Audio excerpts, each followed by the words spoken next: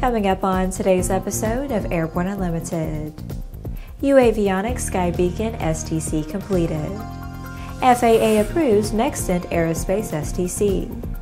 And watch created using aluminum from a 1944 Spitfire aircraft.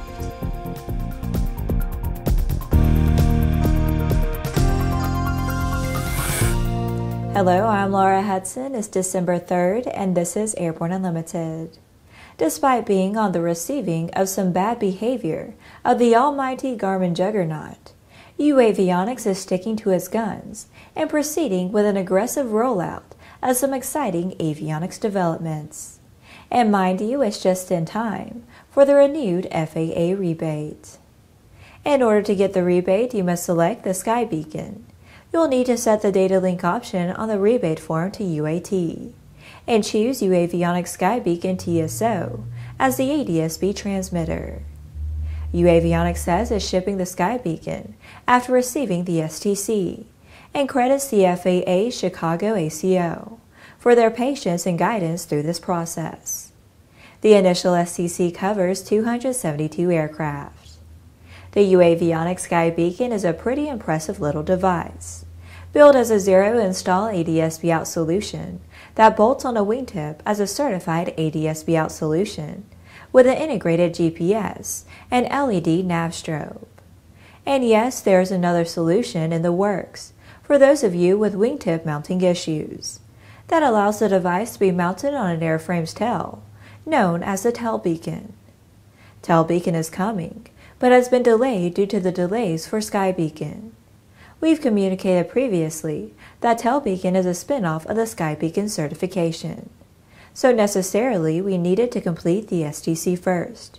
Tail beacon is the next priority, notes uAvionix. Initial pricing is $1,849. More info to come. After the break, ATR delivers 1,500th aircraft.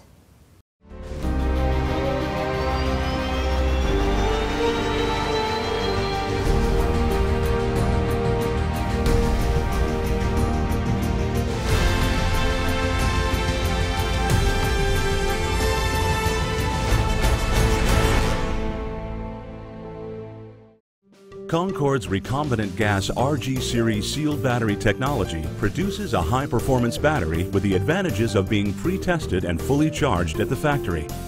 Find out more about Concorde's entire line of batteries at www.concordebattery.com. Concorde, the heart of your aircraft.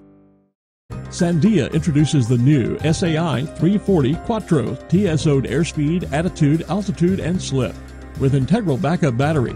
Safety never looked so good. See it now at www.sandia.aero. Welcome back. If you have a story suggestion for Airborne Unlimited, Aero-TV, Airborne Unmanned, the AMA Drone Report, our website or podcast, just email to news-by@aero-news.net. With so much news coming at the aviation industry, we're summarizing some other interesting stories in a brief segment we call Around the Patch.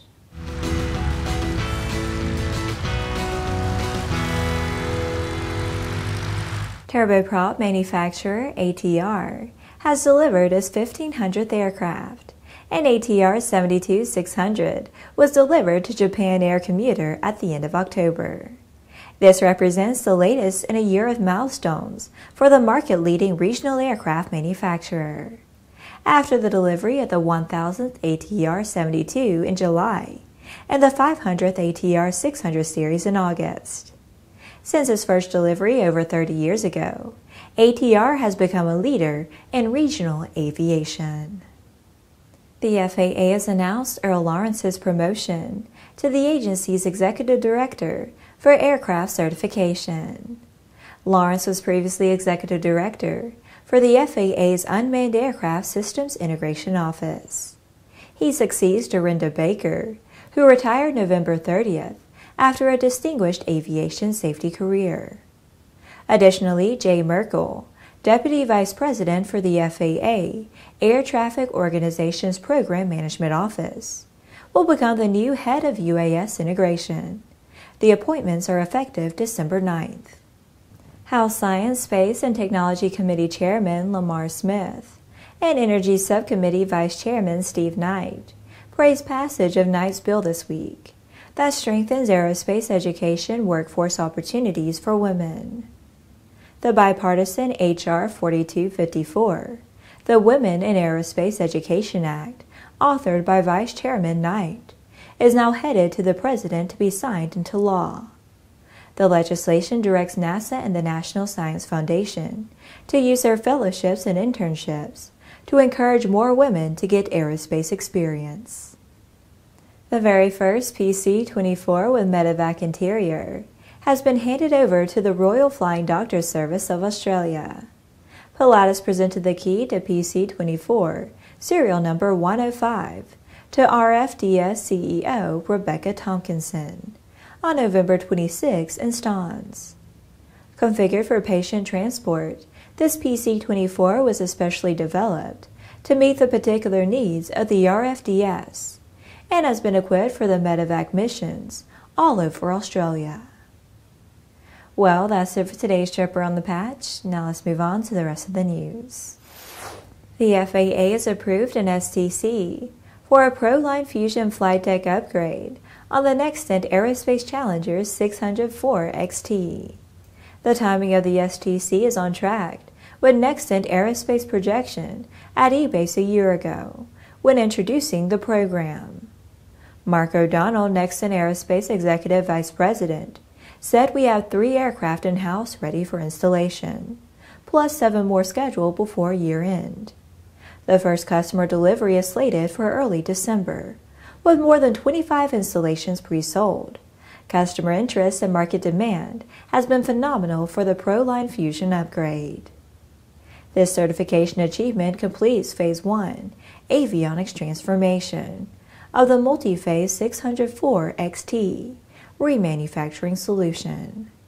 The upgraded flight deck includes the touchscreen ProLine Fusion, synthetic vision with airport dome, WAAS LVP and ADS-B out, with the option to include Safe Flight AutoPower, Fans 1A, and Link 2000+. Additional phases of the Challenger 604 XT solution include modernized interior cabin design options and aerodynamic enhancements for improved performance. Nextant is also actively evaluating and finalizing the performance enhancements engineered to deliver a 500 nautical mile range improvement with a service ceiling expansion to FL 450. After these messages, watch created using aluminum from a 1944 Spitfire aircraft.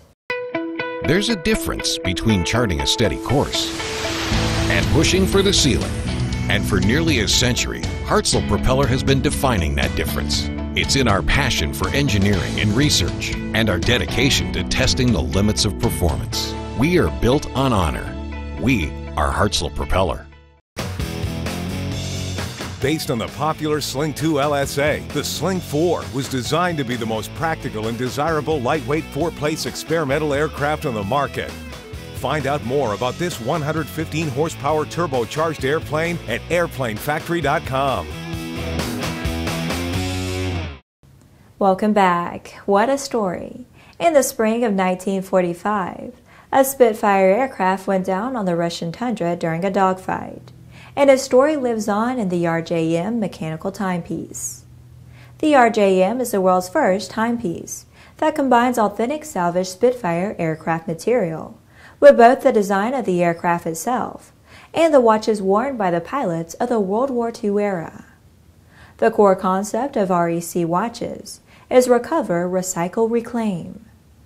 The RJM Crown Guard design incorporates part of what made the Spitfire aircraft such an aerodynamic masterpiece, the elliptical wing shape and wing structure.